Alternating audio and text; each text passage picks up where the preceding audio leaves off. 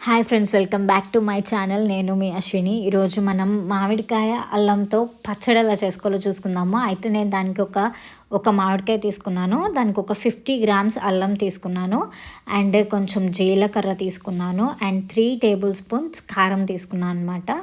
And ఈ 3 table spoons ఇవన్నీ దగ్గర పెట్టుకున్నాను అనమాట, అంటే వెంటనే వేసేయడానికి యూజ్ అవుతుంది కదా అన్నట్టు. కారము తర్వాత మనం కొంచెం మెంతులు తీసుకోవాలి. మెంతులైనా తీసుకోవచ్చు, లేదంటే మెంతి పిండి అయినా తీసుకోవచ్చు కొంచెమే.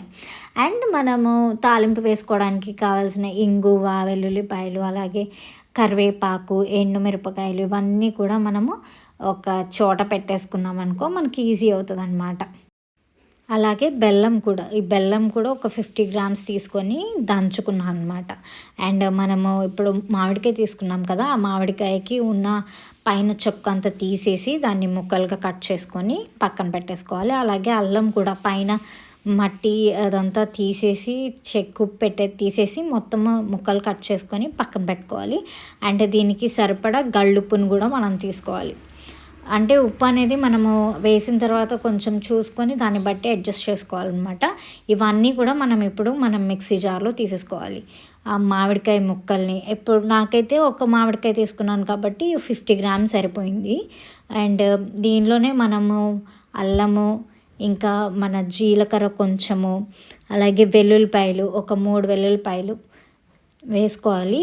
అలాగే కొంచెం మెంతి పిండి వేసాను నేను దీనిలో, ఎందుకంటే అది కొంచెం అంటే ఇవి మెంతులు కొంచెం చిన్నగా ఉంటాయి కదా, నలగడానికి ఇబ్బంది అవుతుందేమో అన్నట్టు. అండ్ బెల్లాన్ని నేను కొంచెం దంచేసేసి దీనిలో వేసేసుకున్నాను. అండ్ ఉప్పు కూడా మన గళ్ళుప్పు కూడా దీనిలోనే కొంచెం చూసుకొని వేసుకోండి, మీ టేస్ట్ని బట్టి గళ్ళుప్పును కూడా మీరు చూసుకొని వేసుకోండి. అండ్ అలాగే కొంచెం కారము మనం ఆల్రెడీ తీసి పెట్టుకున్నాను కదా, నాకైతే 3 టేబుల్ స్పూన్స్ కారం సరిపోయింది. సో నేను ఆ 3 టేబుల్ స్పూన్స్ని పక్కన పెట్టుకొని దాన్ని డైరెక్ట్గా వేసేసుకున్నాను. మీరు కూడా కొంచెం చూసుకోండి, ఒకవేళ మీరు కారం ఎక్కువగా తింటారో అనుకుంటే కనుక కొంచెం ఎక్కువ కారం తీసుకోండి. కారం అనేది మీ టేస్ట్ని బట్టి కారం అనేది. సో కారం కూడా తీసుకొని ఇవన్నీ కూడా మిక్సీ పట్టేసేయండి. నెక్స్ట్ మనం తాలింపు వేసుకోవాలి కదా, సో కొంచెం ఎక్కువ ఆయిల్ తీసుకున్నాను, ఎందుకంటే అల్లము అండ్ అలాగే కారం కొంచెం పచ్చిగా ఉంటాయి కదా, సో అవన్నీ ఎక్కువ ఫ్రై అవ్వాలి కదా, కొంచెం ఎక్కువ ఆయిల్ తీసుకున్నాను. దానిలో ఎండుమిరపకాయలు అవన్నీ కట్ చేసుకొని వేసేసుకున్నాను. అండ్ దీనిలోనే మనం వెల్లుల్లిపాయలు ఉన్నాయి కదా, వెల్లుల్లిపాయలు కూడా ఒక 3 అలాగే జస్ట్ నార్మల్గా లైట్గా దంచేసి దానిలో వేసేసుకుందాము. అండ్ నెక్స్ట్ పోపు దినుసులు ఉన్నాయి కదా, ఆవాలు, జీలకర్ర, ఇంకా మినపప్పు అవి కూడా వేసేసుకున్నాను. అండ్ అలాగే నేను చట్నీ అంటే ఖచ్చితంగా కరివేపాకు అనేది కావాల్సిందే కదా, సో నేను కరివేపాకు కూడా వేసేసుకున్నాను.